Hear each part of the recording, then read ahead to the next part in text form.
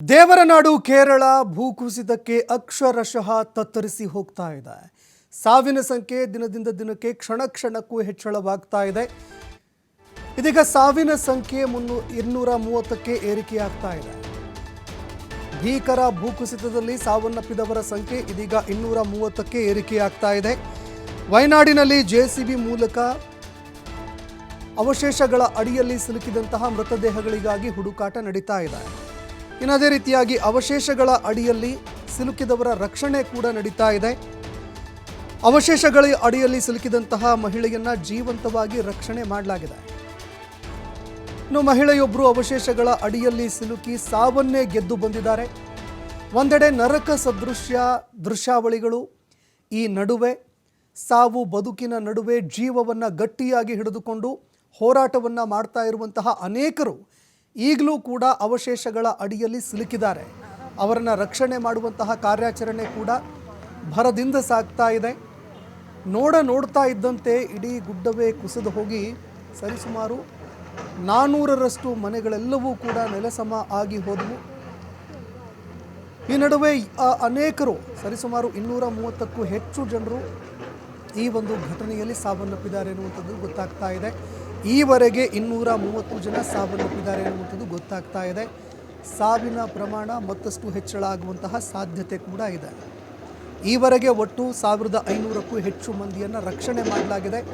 ಯಾರ್ಯಾರು ಅವಶೇಷಗಳ ಅಡಿಯಲ್ಲಿ ಸಿಲುಕಿದ್ರು, ಅದೇ ರೀತಿಯಾಗಿ ಈ ಪ್ರದೇಶದಲ್ಲಿ ಯಾರ್ಯಾರು ಸಿಲುಕಿಕೊಂಡಿದ್ರು 1500 ಜನರನ್ನು ರಕ್ಷಣೆ ಮಾಡಿ ಅಲ್ಲಿಂದ ಸುರಕ್ಷಿತ ಸ್ಥಳಕ್ಕೆ ಅವರನ್ನು ಸ್ಥಳಾಂತರ ಮಾಡಲಾಗಿದೆ.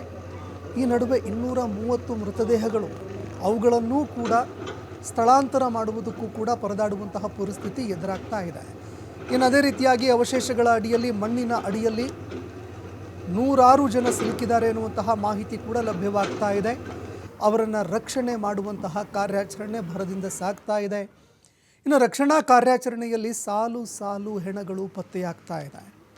ಈ ಅವಶೇಷಗಳ ಅಡಿಯಲ್ಲಿ ಸಿಗ್ತಾ ಇರುವಂತಹ ಮೃತದೇಹಗಳು ಜೀವವನ್ನು ಕೈಯಲ್ಲಿ ಹಿಡಿದುಕೊಂಡು, ಉಸಿರು ಬಿಗಿ ಹಿಡಿದುಕೊಂಡು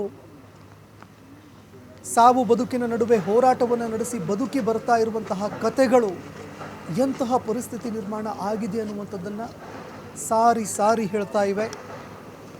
ಇನ್ನು ಅವಶೇಷಗಳ ಅಡಿಯಲ್ಲಿ ಸಾಲು ಸಾಲು ಹೆಣಗಳು ಪತ್ತೆಯಾಗ್ತಾ ಹೋಗ್ತಿವೆ. ಮೇಪಾಡಿ, ಮುಂಡಕ್ಕೈ, ಚೂರಲ್ ಮಲೈನಲ್ಲಿ ಕಾರ್ಯಾಚರಣೆ ಮುಂದುವರಿತಾ ಇದೆ.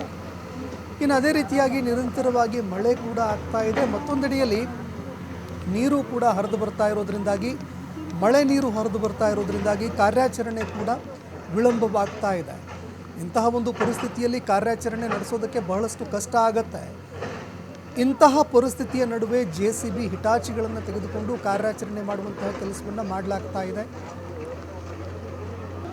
ಇನ್ನು ಇಲ್ಲಿ ಆಡಳಿತ ವೈಫಲ್ಯ ಕೂಡ ಎದ್ದು ಕಾಣುತ್ತೆ. ಯಾಕಂದರೆ ಗುಡ್ಡ ಕುಸಿತ ವಿಷಯಕ್ಕೆ ಸಂಬಂಧಪಟ್ಟಂತೆ ಮುನ್ನೆಚ್ಚರಿಕೆ ಕ್ರಮಗಳನ್ನು ಅನುಸರಿಸಬೇಕಾಗಿತ್ತು.